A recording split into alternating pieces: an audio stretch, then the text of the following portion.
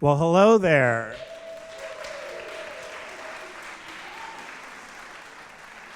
My name is John Glover. I'm the Director of Artistic Planning here at Kaufman Music Center. I'm so happy that you're joining us tonight. This is a really special night for a lot of reasons. The artists that are going to grace this stage tonight are all artists that are very near and dear to me and have been beautiful and fantastic, fierce, talented members of the new music community and so supportive of others in the community as well. And I'm so happy we're celebrating all of them tonight.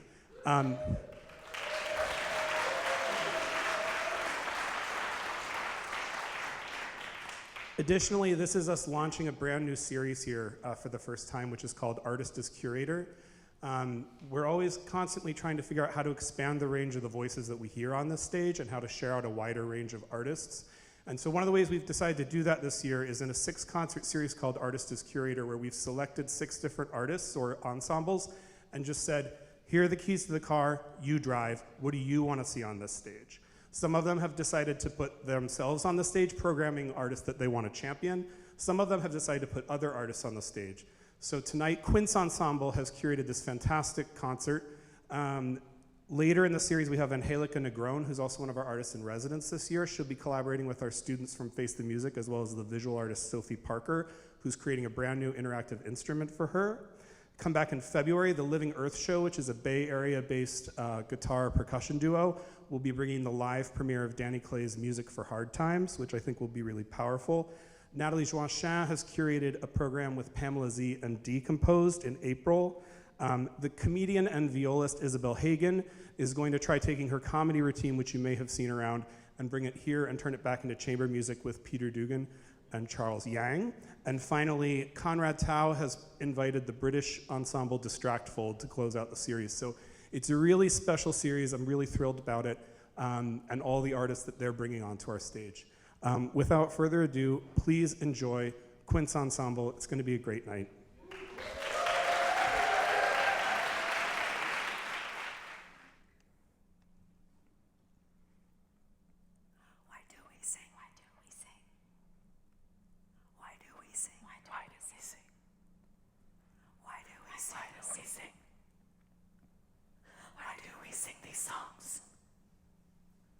She never spoke, he held a knife, he took her by her golden curls. She never spoke, he held a knife, he took her by her golden curls. She never spoke, he held a knife, he took her by her golden curls.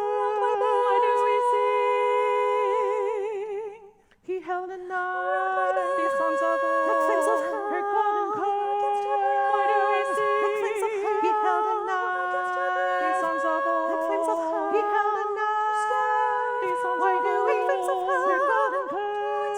Why do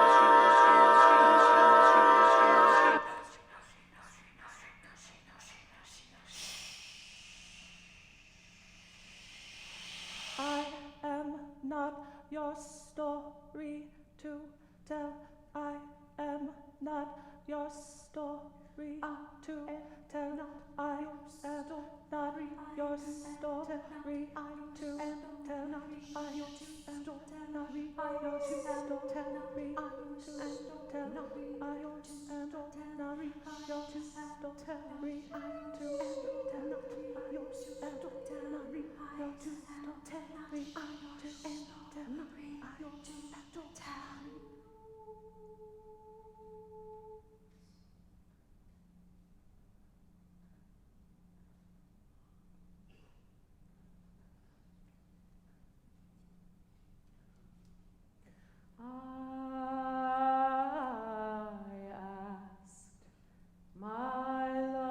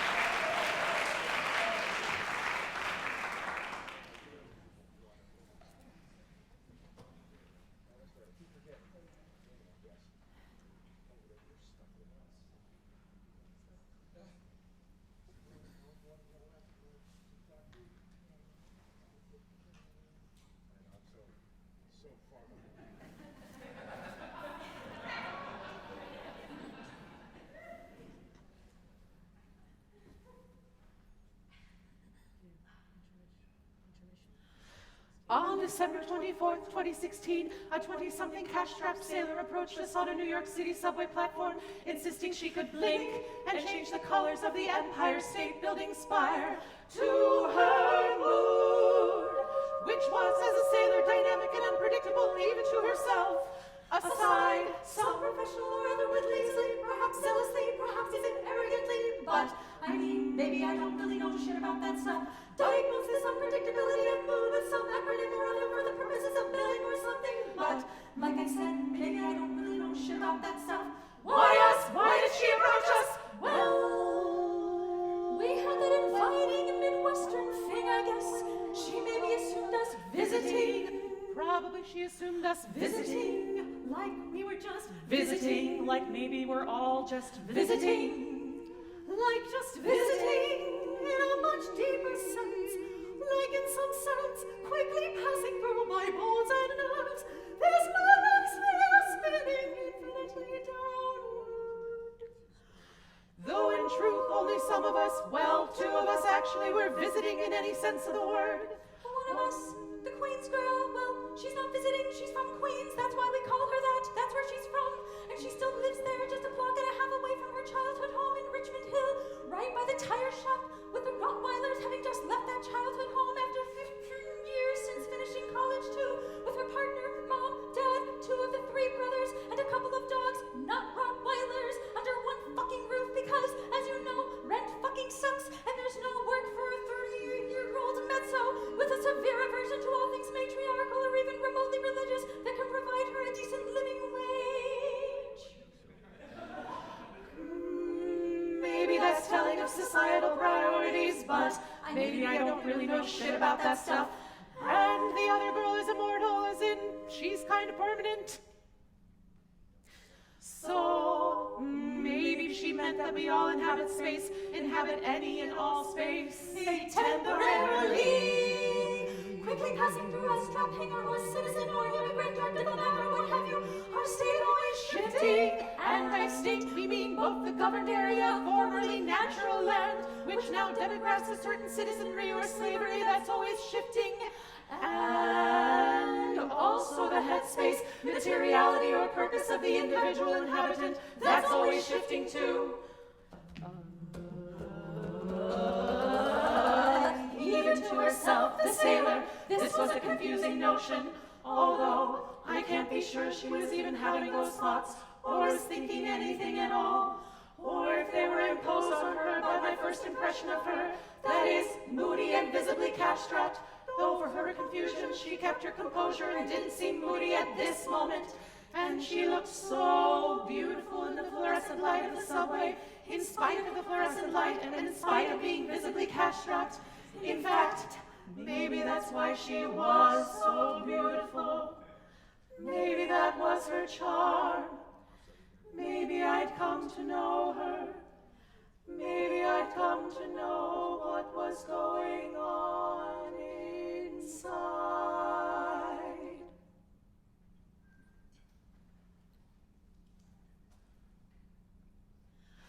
How did I know she was a sailor? Well, she was the right one for me, and that felt good enough, and that felt pure enough for any Christmas Eve in any state. I stared, I stared at her visage, compared, compared her name to my own. Blink one, she blinked, and I could not observe the colors. Blink two, she blinked, and I could not observe a single change. Blink three, she blinked, and nothing changed for me at all.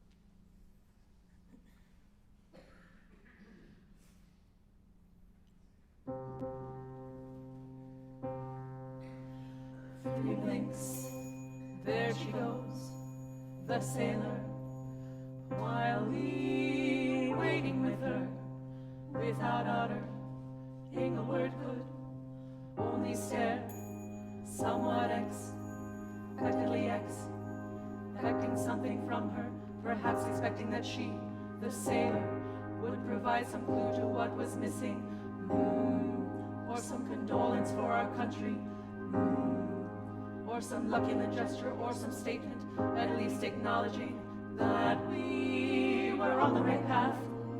Because the world is so goddamn reassuring to absolutely no one. We need to rely only on ourselves. Rely only on ourselves? What is that, some libertarian bullshit? Is that like your body knows what it needs? No, I hate when people say that I have no idea what my body needs, because my body seems different than it was a year ago, or a day ago, or an hour ago. And in some cases, I think there's science to back me up on this.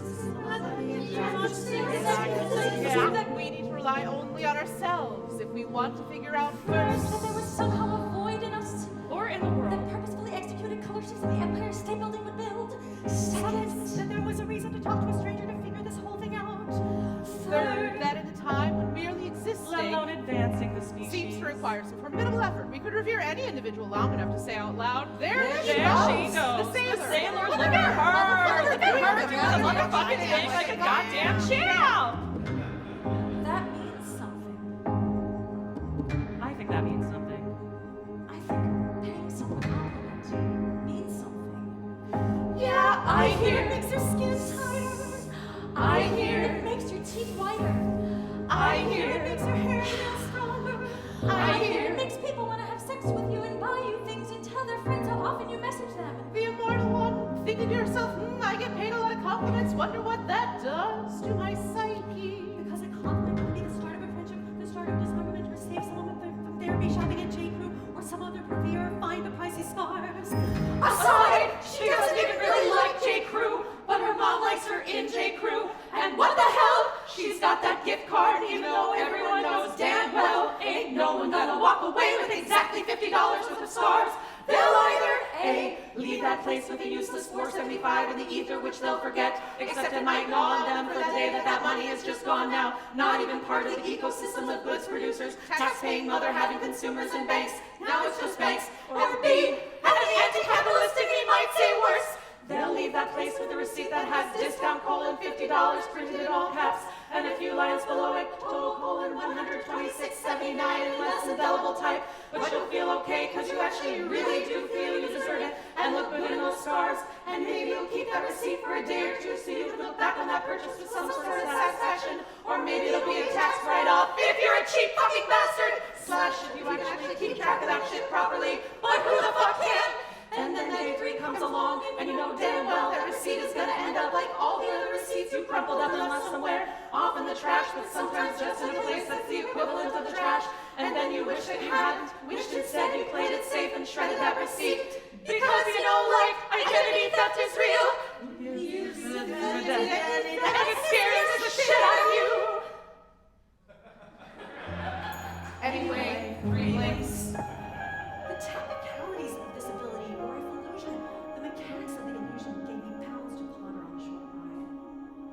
glad for the company, whether we got to see it or not, and friendship with disarmament of or therapy for this blinking member of the armed forces was all right by me. We thought 3 blinks and she, the sailor, eyes unchanged, registering no thoughts, giving away no sequences, acknowledges that our test, curiosity, if it could be called that, could not yet be satiated.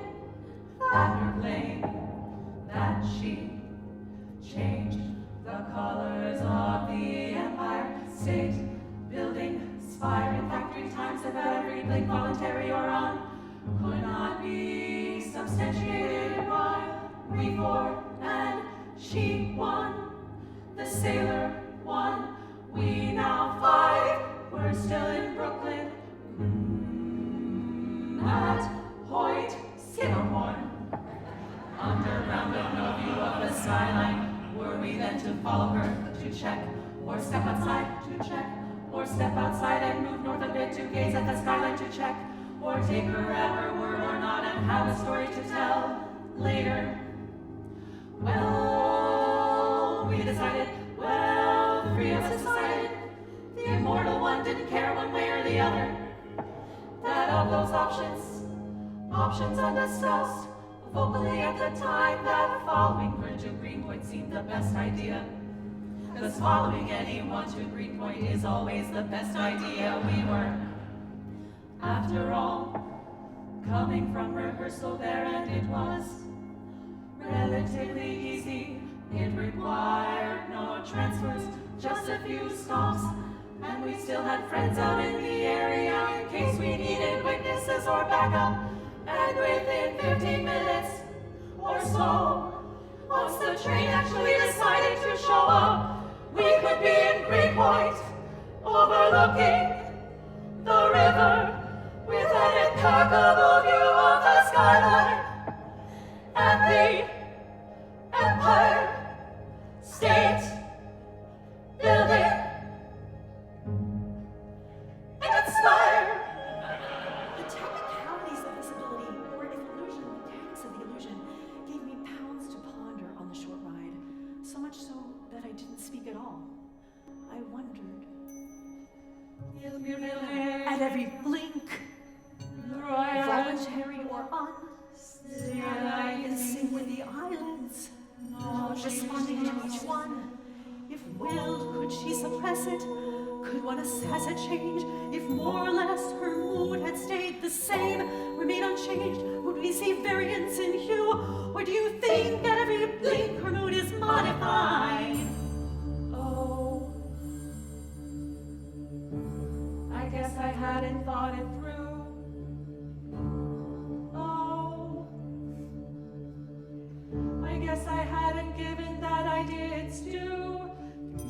At every blink, voluntary or sync with the eyelids, responding to each one. If willed, could she suppress it? Could one assess a change? If more or less her mood had stayed the same, remain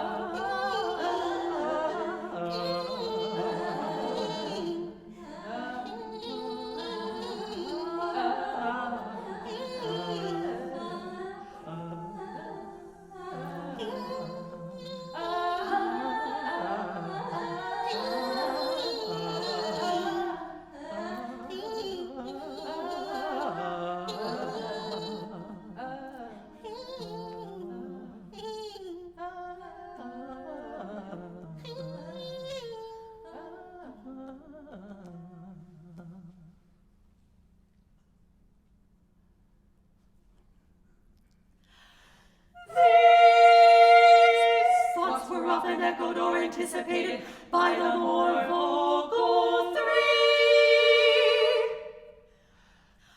But the sailor would say nothing else except, you'll see.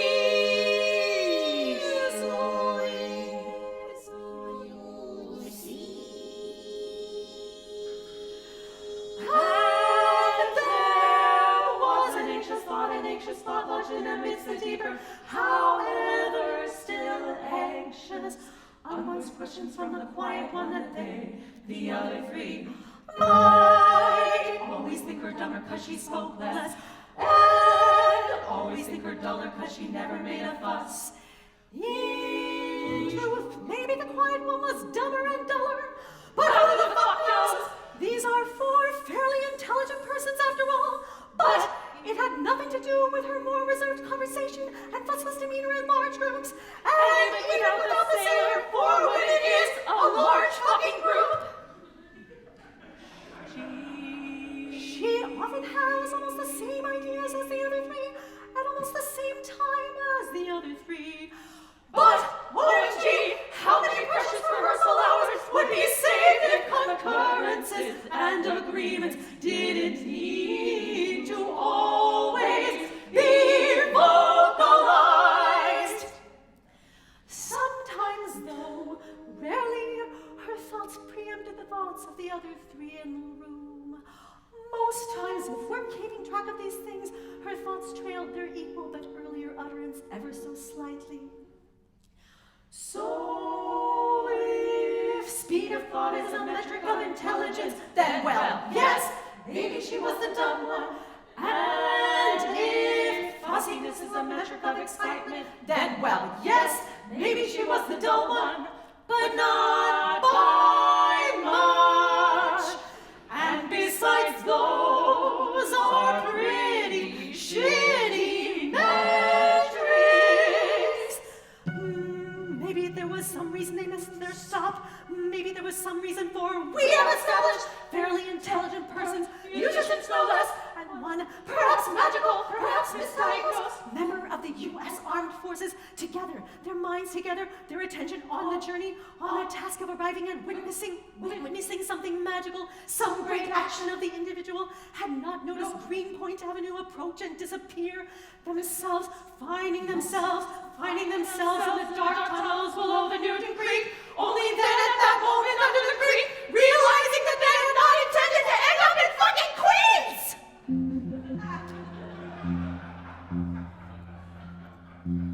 The sailor, now below the creek, now with the four of us, now below the creek with the four of us, she pauses, bellows her cheeks, inhales and looks at us.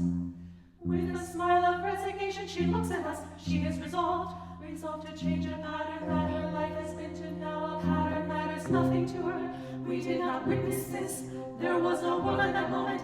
There was no time to exist in. There was no space to occupy. There was no planet of sharks. There was no planet of sculptures, each older holdover of the generations before. Showed for one low moment, no motion, nothing, not notion, nor moment, nor God, nor matter.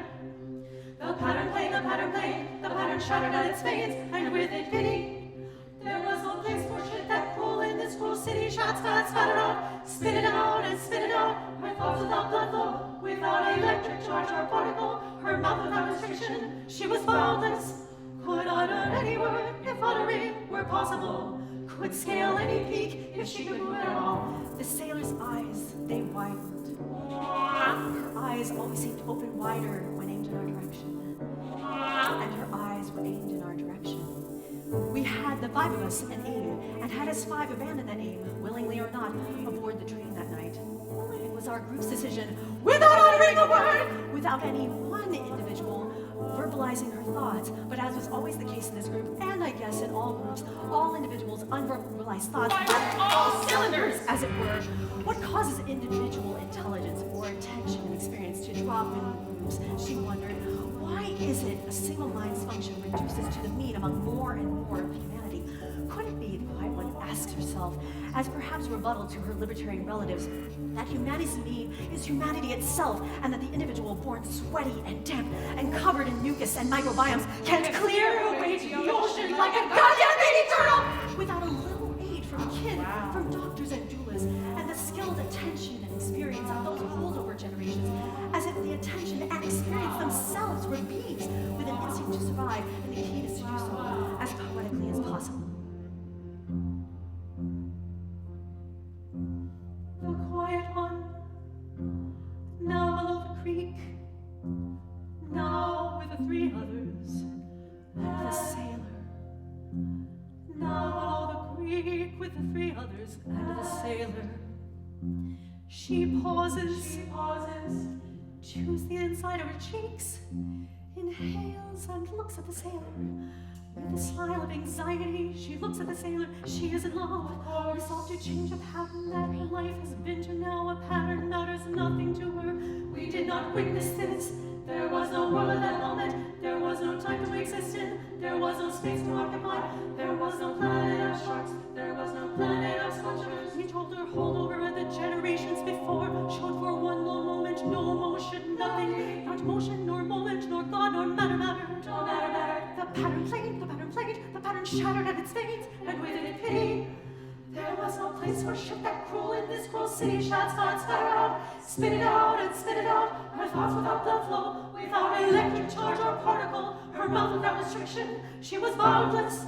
Could utter any word if uttering were possible. Could scale any peak if she could move at all. In this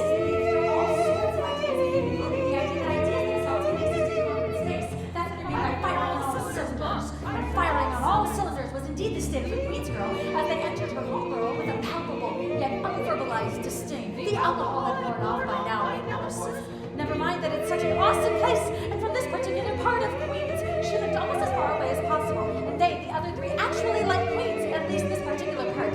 She's aware none of them had actually been to her almost as far away as possible home in Richmond Hill, and that the Queen's girl, like a kitten dipping on Christmas tournaments, their playful ignorance would lead to eventual regret. Fucking Queens, they all thought. And again, this disdain for her borough was palpable. She wondered if the sailor had ever been to Queens before, and wondered if the sailor also carried the same unlearned disdain for a place so awesome. She wondered where the sailor was from. She wondered what conditions had led her to join the Navy in the first place. She wondered if the sailor was associated primarily with her military career, or if it was her career after all. After all, she was probably in her mid-20s, and that's far too early for a career in New York, though she admitted Queens was a little different, and she was a little different from Queens, where her childhood friends did in fact have careers in the mid-20s, although she was all but certain they'd never associate themselves primarily with their careers.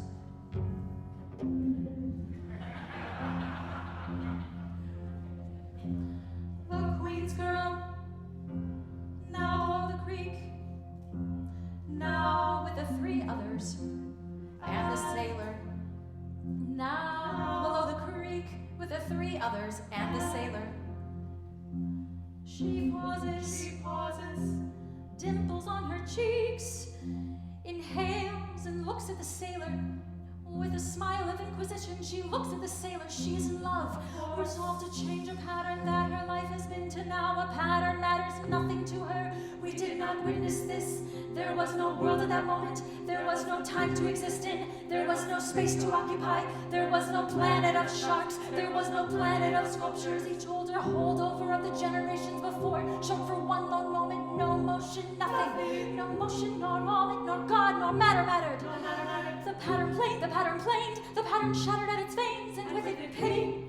There was no place for shit that cruel in this cruel city. Shots that spattered out, spit it out and spit it out. Her thoughts without blood flow, without electric charge or particle. Her mouth without restriction, she was boundless.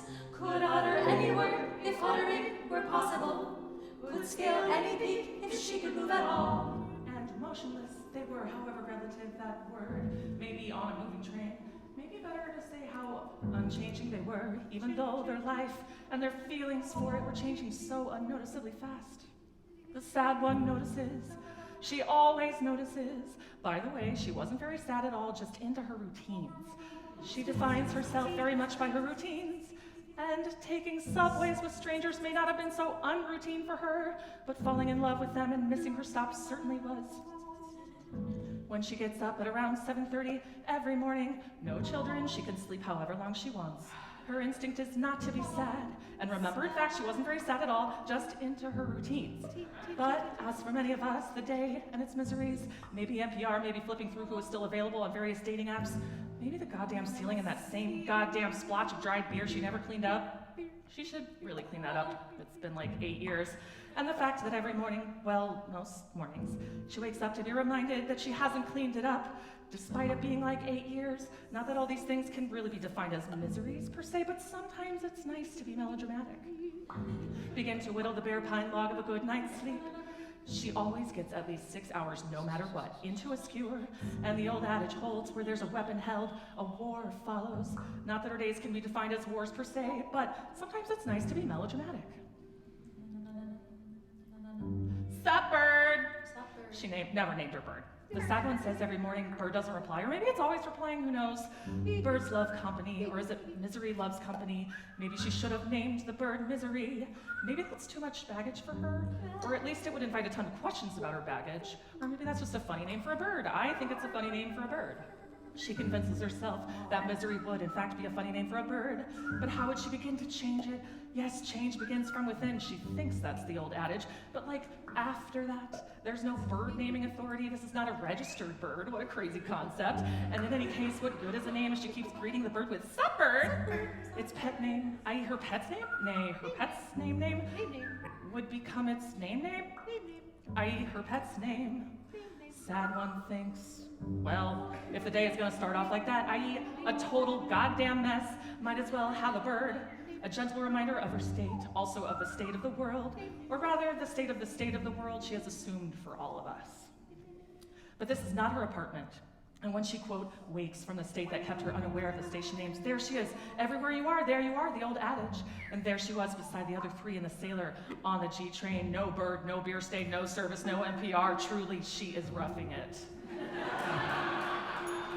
The sad one, now below the creek, now with the three others, and the Sailor. Now below the creek with the three others and the Sailor.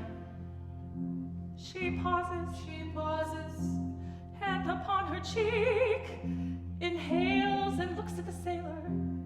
With a smile of suspicion, she looks at the Sailor. She is in love, resolved to change a pattern that her life has been to now. A pattern matters nothing to her. We did not witness this. There was no world at that moment. There was no time to exist in. There was no space to occupy. There was no planet of sharks. There was no planet of sculptures. Each older holdover of the generations before showed for one long moment no motion, nothing, not motion, nor moment, nor God, nor matter mattered. The pattern plain, the pattern shouted at its veins, and with it pity. There was no place for shit that cruel in this cruel city. Shout, spat, spatter out, spit it out and spit it out. Her thoughts without blood flow, without electric charge or particle. Her mouth without restriction, she was boundless. Could utter any word if uttering were possible. Could scale any peak if she could move at all. The immortal one spoke just then. Maybe all this poetry is why we missed our stop. Good grief, the other four, that is her three friends and the Sailor, must have thought. The immortal one didn't really understand most people's acceptance of their limitations, and this business about their mouths and movement was no exception. This, we should say, was a privileged position, and she knew that. Oh, I love that lime green scarf you're wearing, they'd say. I just bought it 3 minutes ago for $3 from the street vendor on that corner. Right there, the immortal one would reply. Oh, giggle, giggle, giggles, amazement, giggle, giggle, something about some excuse, inevitably ending in, I couldn't possibly pull that off.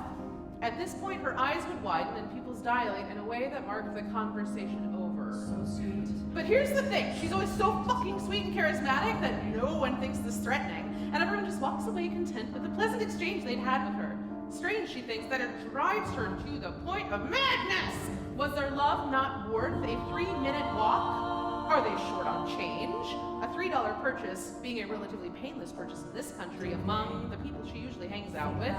Did they think that carrying cash is for immigrants and they only had their credit card? Like the excuse they gave themselves when passing beggars. Though beggars, I read in the Times, are now accepting plastic, taking our entire vision of poverty. Did love not necessitate a brief jaunt to the ATM? Yes, I know what you're thinking. The processing fees are more than the scarf. Or did love, remember, not necessitate a brief hiatus from the pride of independence? The immortal one would have gladly spotted you the ringgits for love. Though the anxiety of habits without boundaries is maybe too much, and so maybe gladly should be substituted for cautiously. The immortal one would have cautiously spotted, no, that comes off wrong. The immortal one would have sapiently spotted you the money for love. And if not me, she thinks another friend, maybe even one less threatening, would have given you $3 for love. Or 3 friends each giving $1 for love. Maybe the street vendor themselves would knock a quid or two off for love. And then not only would you have love, you would also have a great deal. Though arguably $3 for a fabulous lime green scarf is already a deal, says the person. This is Paul writing now. That won't spend more than $4 on breakfast. And scarves last longer than breakfast. In fact, they serve a multi-purpose, some of which can be argued to be a requisite for living a good life. Maybe this wasn't about the exactness of the amount, though. Was it just fiscal prudence? You have money now, but how many lime green scarves stand between you and a life on the street? The immortal one understood that for a moment, and for a moment, in just a moment, devised the perfect way to steal the scarf. But that moment passed because, you know, we are moral people, and the street vendor needn't and shouldn't get the shit end of this socio-capitalist quandary. Maybe the problem was capitalism in general. That's food for thought. That any scarf of any color should cost any amount, to be childish about it, or to be more mature about it. That no matter the love, they need only the love they currently have, or no love at all, thinks the sad one, to be satiated. And needn't save up, steal, or supplicate for more love than they need or really wanted to pay for. And then the immortal one thought, good grief, and begins wailing tearfully, take it, I want you to take it, I want you to have it, as she tears the lime green scarf from her nape and hands it out, hand outstretched and shaking, head turned away to hide the tears and the mess of the makeup from the ecstasy, the goddamn nirvana, the release of the material, the relief of the yoke, the rapture of the largesse. But maybe that would be awkward. Especially if they really never wanted the scarf for themselves. Maybe that's it. Maybe they really never wanted it for themselves. Maybe they were glad of its existence, and glad of her existence with it, and thus glad of her existence at all. She thinks fondly of her 3 friends. Maybe this was their way of loving her and not the scarf. A love of compliments. They were always complimenting her. Why were they always complimenting her, and what must that do to her psyche? Maybe their love was not one of a possessor, but of a witness, and they couldn't help but say the thing aloud so that their witnessing would be witnessed. Or maybe they just said the thing to say a thing to avoid not saying a thing about her scarf. Oh well, better safe than sorry, the immortal one thinks. Just carry some goddamn cash around in case love shows up. Awkward. Awkward.